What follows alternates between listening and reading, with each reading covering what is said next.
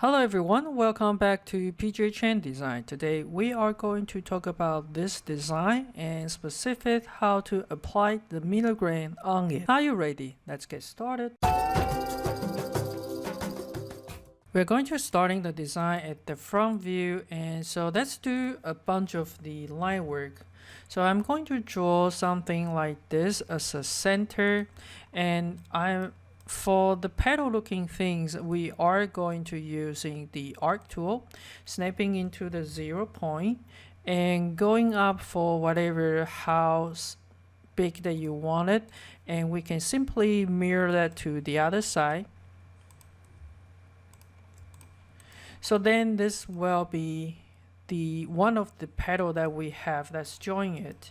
We also want to give it a try by seeing how does it look like when they go together. So we're gonna coming into transform, and you have the array tool, then you will have the polar array.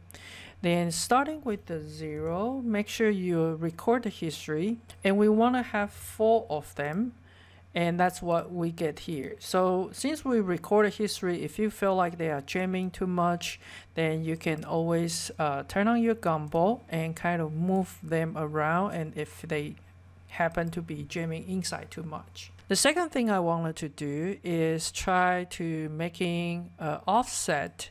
So I'm going to use the offset curve, and you can have the distance, let's say 0.4 is fine, or maybe it's too big, and then we wanted to do on both sides. So then you will have one in the middle and the other, those are on the outside. Again, we wanted to using the polar array, and we can again using the 0 as a center, and number is 4 of them, and make sure you record the history as well, and just in case you want to change anything. All right, so that is one of the design. I'm going to using selecting the outside one, and we are going to use the trim command to trim off anything inside, so kind of creating an outer line there, join them together. Okay, so this is the center design. Now the second design that we have here is we are going to duplicate the whole set, all of them beside this circle, and I'm gonna making a copy by Control C and Control V. So I got 2 of them. One of the set, I'm going to flip it 45 degrees. At the same time, I'm going to create a new layer, and this layer changing the object into it, and we also want to change it in different color. Let's say I'm gonna change it in the red color. So now it's easier for us to take a look on it. I would like to have those, and if you don't want to select like that, you can just right click, select the object, and I want to make them a little bit bigger, something like this. I will have the variety of the shape, at least it's a different size. The third things that we wanted to do is I'm going to draw an arc, and this arc is going to starting right in the middle, somewhere about here, for whatever size that you like, and something like that. You can move it down a little bit if you feel like that is the right position. And we're gonna give it a try for a polar array. This time we want to snapping into the 0, and let's try the number for 8. And you're going to see them overlapping over there. So let's go ahead to pick up everybody, and we can trim it in between, or you can use the curve Boolean command, and we want to delete the input, and we want to click on outside here and hit enter. All the extra will be trimmed, and you will have this left over here. Okay, again, let me create another layer for this one, and let's change it into more of the blue color, and we're gonna send that into this layer by changing the layer over there. We're gonna do the same thing with the offset, so let's go ahead to offset it on the both side to make the design like this. Ideally, I wanted to have the middle part is touching that part, so I may wanted to have them close a little bit more. In this case, I might need to offset again because when I scale it down, I changing the length or the thickness as well. So we want to offset again on the both side and click enter. All right, so that will be our design over there. Let's send it this all to the same layer. So then we got 3 layers over here to play with. That's coming into the front view. We are going to draw the ring size. In this demonstration, I'm going to use the circle and snapping into the 0 and hit enter. And I want to have the diameter for 16 millimeter. The very center pattern, I want them to be a little bit taller and thicker. So I'm creating another circle by dragging the gumball, hit the Alt key, then I get the duplication. So I'm gonna select the first curve in the black color like this, and we're gonna come into the solid that you have extruded planar curve straight. We only need to extrude it one side to get something like that. Okay, once you have that, we are going to extrude this one as well, but this we need to have both sides, and then we're gonna bring it out like this. So then we will have the 2 solid there. We're gonna use the command for intersection, Boolean intersection, and then we're gonna choose this one, enter, and this one. So then we will have this piece left. That is the first layer. The second layer, I'm going to scale it down this a little bit more. Let's go ahead to pick up this one in the red color, and we're gonna do exactly the same thing by extrude it straight. Make sure you only want to go for one side. And then you're gonna pick up this one and this one, extrude it, but make sure you want to do on both sides. Okay, so once we have that, we are going to use the same Boolean intersection to intersect between here and here. So then I have the second one. I'm going to send the second one into the red color layer, so it's easier for us to see the difference. The third one, all right, if you feel like this is too pointed, what you can do is giving them a fillet corners, and let's try 0.5 millimeter and see if it is too rounded. And the second one, I might need to try something smaller, so let's try 0.3 over here. So then we can get this one is a little bit rounder. Now, if you go ahead to pick up those 2, and we can do the extruded planar curve straight, and let's do only one side at this one, and we're gonna having this one to scale down even more, and we're gonna have this one to extruded planar curve. Make sure you choose the both side. All right, so now we have this one. Let's go ahead to using the Boolean intersect. So pick up this one, enter this one, so then we will got this one.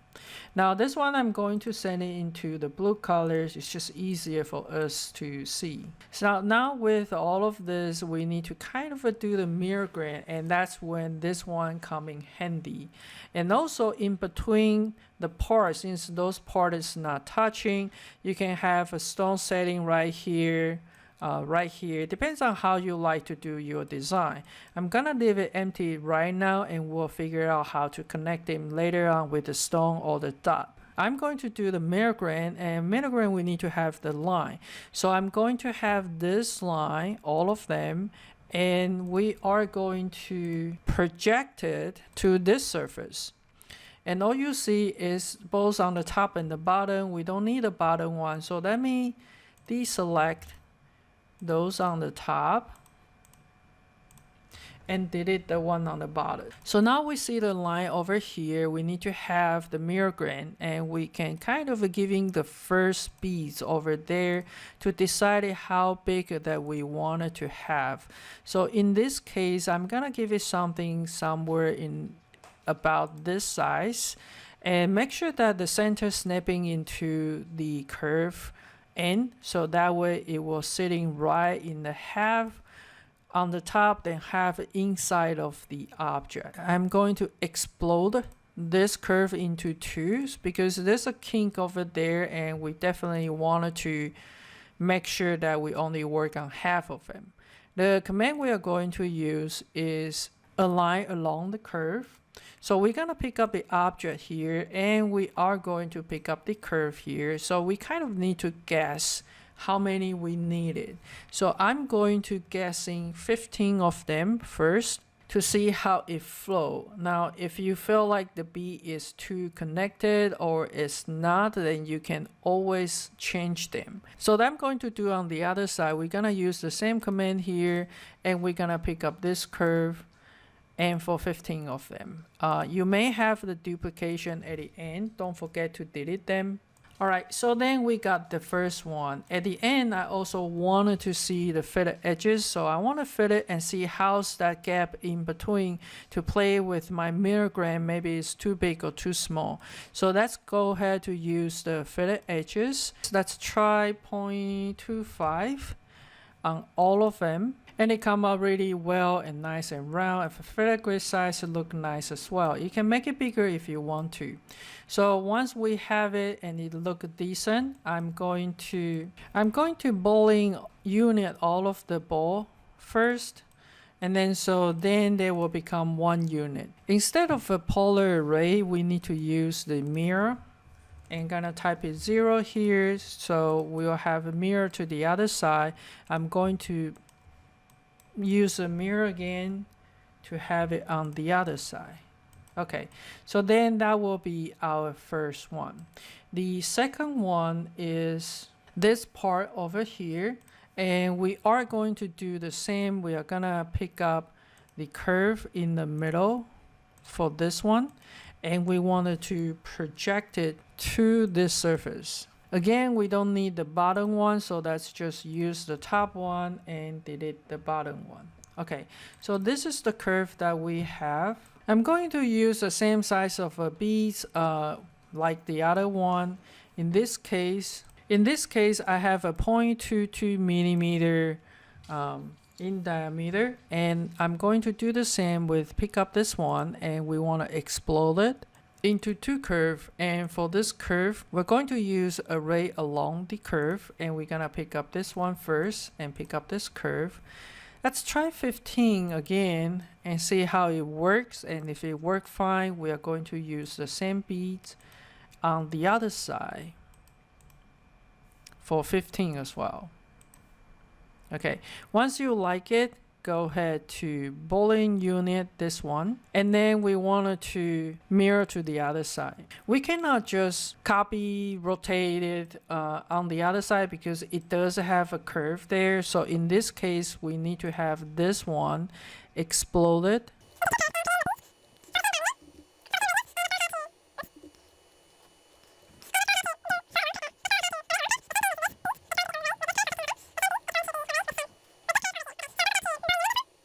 And now we can mirror to the other side. So let me turn it on for the other one and see how it looks. We do have this area in the middle that we want to trim it off if you don't like them. Before we do that, again, we need to make it nice and round looking. So I'm going to give it the fillet edges, and we want to select everybody here. So everything is nice and round there, and we got the one in the back. We might want to trim it off. The best way to trim it off is, again, you are going to pick up the curve, and then we want to coming into the solid, and you have extruded planar curve, and you want to extrude it straight.